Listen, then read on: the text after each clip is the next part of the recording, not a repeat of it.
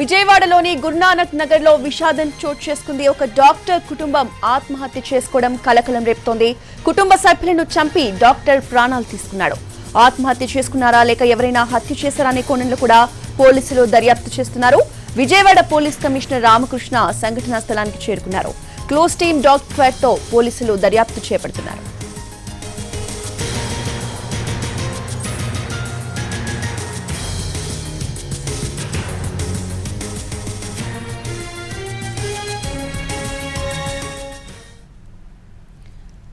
విజయవాడలో డాక్టర్ కుటుంబం ఆత్మహత్య చేసుకోవడం కలకలం రేపుతోంది. కుటుంబ సభ్యులను చంపి డాక్టర్ ప్రాణాలు తీసుకున్నాడు.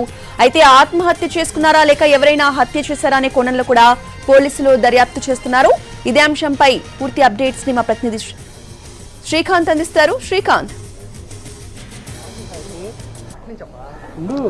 విజయవాడ గురునానక్ నగర్ లో జరిగినటువంటి డాక్టర్ శ్రీనివాస్ కుటుంబం అనుమానాస్పద మృతికి సంబంధించి పోలీసులు కొంతవరకు ఆ కేసులో ఒక కీలక పురోగతిని సాధించినట్టు చెప్పుకోవచ్చు. ఎందుకంటే ఈ కేసులో శ్రీనివాస్ ఎవరైతే ఉన్నారో ఆయన 2 ఏడాది క్రితం సొంతంగా శ్రీజ హాస్పిటల్ అని పెట్టడం, అది కొంత ఆర్థికంగా నష్టాలు తీసుకురావడంతో కొంత డిప్రెషన్లో ఉన్నట్టుగా కూడా పోలీసులు గుర్తించారు. ఈ నేపథ్యంలో ఈ హాస్పిటల్ను కూడా నెల క్రితమే మూసేసి వేరే వాళ్ళకి కూడా హ్యాండ్ ఓవర్ చేశారు. ఈ నేపథ్యంలో ఆర్థికంగా కొంత ఇబ్బందులు తలెత్తిన నేపథ్యంలోనే ఈ ఘటనకి పాల్పడినట్టుగా కూడా పోలీసులు ప్రాథమికంగా నిర్ధారణకు వచ్చారు. ఇంట్లో ఉన్నటువంటి 3 బెడ్రూమ్స్ లో కూడా ఒక బెడ్రూమ్ లో తల్లి రమణమ్మ, మరో బెడ్రూమ్ లో భార్య ఉషారాణి, కుమార్తె శైలజ, ఇక చివరి బెడ్రూమ్ లో కుమారుడు శ్రీహాన్ మృతదేహాలు కూడా ఉన్నట్టు పోలీసులు గుర్తించారు. నిన్న రాత్రి 12 గంటల నుంచి తెల్లవారుజాము సమయం మధ్యలోనే వీళ్ళ నలుగురిని హత్య చేసిన తర్వాత ఉదయం 6:30 గంటల సమయం తర్వాత ఏదైతే మనం చూస్తున్నామో శ్రీనివాస్ది 108 ఫ్లాట్ నెంబర్,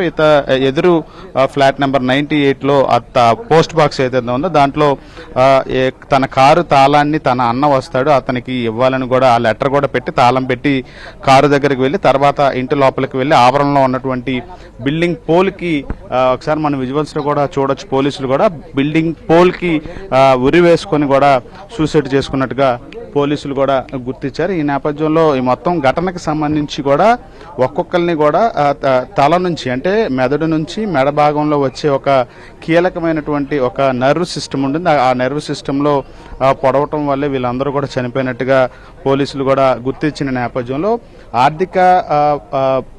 ఆర్థిక ఇబ్బందుల కారణంగానే ఈ ఈ నలుగురిని హతమార్చి శ్రీనివాసు సూసైడ్కి పాల్పడినట్టుగా అయితే దాదాపుగా నిర్ధారణకు వచ్చినట్టుగా అయితే పోలీసులు కూడా గుర్తించినట్టుగా మనకి తెలుస్తుంది. మొత్తం ఘటనకు సంబంధించి కూడా ఈ వివరాలు కూడా సేకరిస్తున్నారు క్లూస్ టీమ్స్. డాగ్ స్క్వాడ్ కూడా ఏదైతే మనం చెప్పామో సూసైడ్ చేసుకున్న ఇంటి దగ్గర నుంచి కూడా ఎదురింటి వరకు వెళ్ళింది. అక్కడ కారు తాళంకి సంబంధించిన తాళం లెటర్ పెట్టాడు. తర్వాత తన సొంత కారు దగ్గరికి వెళ్ళి తర్వాత ఇంటి లోపలికి వెళ్ళి అతను సూసైడ్ కూడా శ్రీనివాస్ చేసుకున్న నేపథ్యంలో డాగ్ స్క్వాడ్ కూడా సేమ్ ఇదే ప్రొసీజర్తో వెళ్ళి చివరికి శ్రీనివాస్ మృతదేహం దగ్గరే ఆగిపోయిన నేపథ్యంలో మొత్తం సీన్ కూడా పోలీసులు రీకన్స్ట్రక్ట్ చేస్తున్న పరిస్థితి కూడా ఉంది. కొంతమంది కుటుంబ సభ్యులు ఇప్పటికే వచ్చారు, మొత్తం వివరాలు అయితే తీసుకుంటున్నారు. ఇక క్లాస్మేట్స్ 1996కి సంబంధించి గుంటూరు మెడికల్ కాలేజీలో MBBS శ్రీనివాస్ పూర్తి చేశాడు. ఆ తర్వాత MS కూడా పూర్తి చేసిన నేపథ్యంలో ఆ క్లాస్మేట్స్ ఎవరైతే ఉన్నారో 1996 బ్యాచ్కి సంబంధించిన డాక్టర్లు వాళ్ళందరూ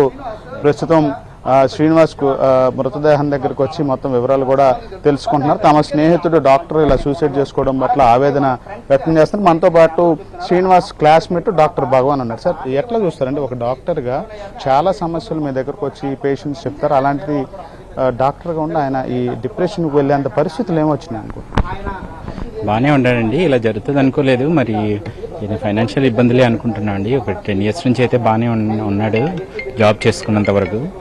ఈ 1 year 2 years బ్యాక్ హాస్పిటల్ పెట్టాడు, అది రన్ అవ్వక ఇబ్బందులు పడ్డట్టుగా అనిపిస్తుంది. దాన్ని మెయింటైన్ చేయలేక ఫైనాన్షియల్గా ఇబ్బందుల్లోకి వెళ్ళి ఇలా అయిపోయింది అనుకుంటున్నాం. మీకు డాక్టర్స్ అందరికి ఒక గ్రూప్ ఉంటుంది, ఎప్పటికప్పుడు మీరు కూడా అంటే కొంత ఫ్రీ టైం ఉన్నా కూడా మీరు మాట్లాడుకుంటూ ఉంటారు మంచి చెడు. ఏంటి దానికి ఎప్పుడు కూడా ఎంత ఇబ్బందులు ఉన్న విషయాన్ని ఎప్పుడు చెప్పలేదు? ఒకరు కాదు, ఇద్దరు కాదు, 5 వరకు చనిపోయిన పరిస్థితి. కొంచెం ఐసోలేటెడ్గానే ఉంటున్నాడు. మేము ఎప్పుడు గ్రూప్స్లో యాడ్ చేసినా కానీ తను మళ్ళీ వెళ్ళిపోవడం, గ్రూప్లో నుంచి ఎగ్జిట్ అయిపోతున్నాడు. చాలాసార్లు అడిగాము గ్రూప్లో కలవరా, కొంచెం డిస్కస్ చేద్దాము, కలుద్దాము, రీయూనియన్స్ అప్పుడు కలుద్దాము అంటే వచ్చేవాడు కాదు. కొంచెం సపరేట్గా మెయింటైన్ చేస్తూ ఉన్నాడు. కొంచెం ముందు నుంచి కొంచెం సపరేట్గా ఉంటున్నాడు. అది ఫ్రెండ్స్కి దూరంగా ఉండడమే వాడికి కొంత ఈ రకంగా ఈ మూడ్ డైవర్ట్ అయిపోయింది.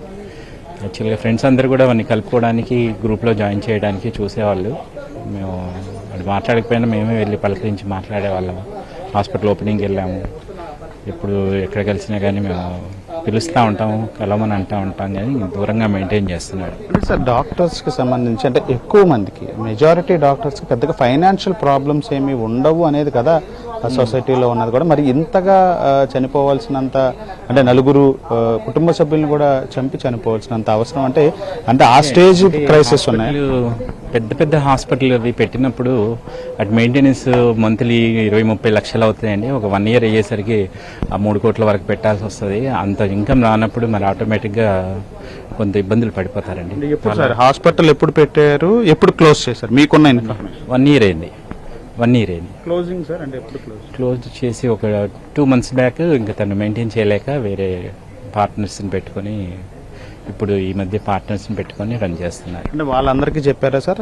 పార్ట్నర్స్ కూడా ఇన్ఫర్మేషన్ వెళ్ళిందా ఇలాగ సూసైడ్ చేసుకున్నాడు, ఇలా చనిపోయారు అనే విషయానికి సంబంధించి? పార్ట్నర్స్కి సంబంధించి మీకు ఏమైనా ఇన్ఫో తెలిసే ఉంటుందండి. వాళ్ళు కూడా మంచి వాళ్ళు కూడా మా ఫ్రెండ్సే. వాళ్ళు కూడా ఈ హాస్పిటల్ తీసుకునే ముందే వాళ్ళు తనతో మాట్లాడినప్పుడు నేను మెయింటైన్ చేయలేకపోతున్నాను హాస్పిటల్, మీరు ఎవరైనా తీసుకోకపోతే నేను సూసైడ్ చేసుకుంటా అన్నమాట ఇప్పుడు హాస్పిటల్ లీజ్ తను తీసేయకముందే చెప్పాడు. సో ఆ ఉద్దేశంతోనే వాడికి హెల్ప్ చేద్దామని చెప్పి వాళ్ళు కూడా హాస్పిటల్ తీసేసుకున్నారు. వాడికి కొంత హెల్ప్ చేస్తూ ఉన్నారు ఈ 2-3 నెలల నుంచి. చివరిగా ఎప్పుడు మీ సర్కిల్తో కానీ మీతో కానీ టచ్లోకి వచ్చింది? 2-3 months అయిందండి. అప్పుడు మట్టుకి ఈ ఉద్దేశం ఇలా చేసుకుంటాడని ఎప్పుడు అనిపించలేదు. ఇంజరీస్కి సంబంధించి ఏమన్నా చెప్పారా సార్ పోలీసులు? అంటే లోపల ఇంక మాకు అలౌ చేయలేదు, లోపలికి వెళ్ళి చూడలేదు. ఇది మొత్తంగా అయితే ఖచ్చితంగా కూడా గత 2 నెలల క్రితం 3 నెలల క్రితమే టచ్లోకి వచ్చాడు తప్ప ఇంత డిప్రెషన్లో ఉన్నాడు అనేది ఎప్పుడు గుర్తించలేదని కుటుంబ క్లాస్మేట్స్ కూడా డాక్టర్లుగా ఉన్న వాళ్ళు చెప్తున్నారు. అదేవిధంగా తనకి ఇంత ఇబ్బందులు ఉంటే కనుక సాయం చేద్దామని ప్రయత్నించినా అతను మాత్రం కొంత స్కిప్ చేసి మాకు దూరంగా ఉన్నాడు, ఇంత అఘాయిత్యానికి పాల్పడతాడని అయితే ఊహించలేదని చెప్పి అయితే ఆ విధంగా క్లాస్మేట్స్గా ఉన్నటువంటి డాక్టర్స్ కూడా చెప్తున్నారు. ఇక మృతదేహాలకు కూడా కొద్దిసేపట్లో పోస్ట్ మార్టం నిమిత్తం అయితే ప్రభుత్వ ఆసుపత్రికి అయితే తరలించిపోతున్నారు. కుటుంబ సభ్యులు కాకుండా బంధువులందరికీ కూడా ఈ ఇన్సిడెంట్కి సంబంధించి అయితే పోలీసులు సమాచారం అయితే అందించడం జరిగింది. కోట రైట్, థ్యాంక్ యూ శ్రీకాంత్.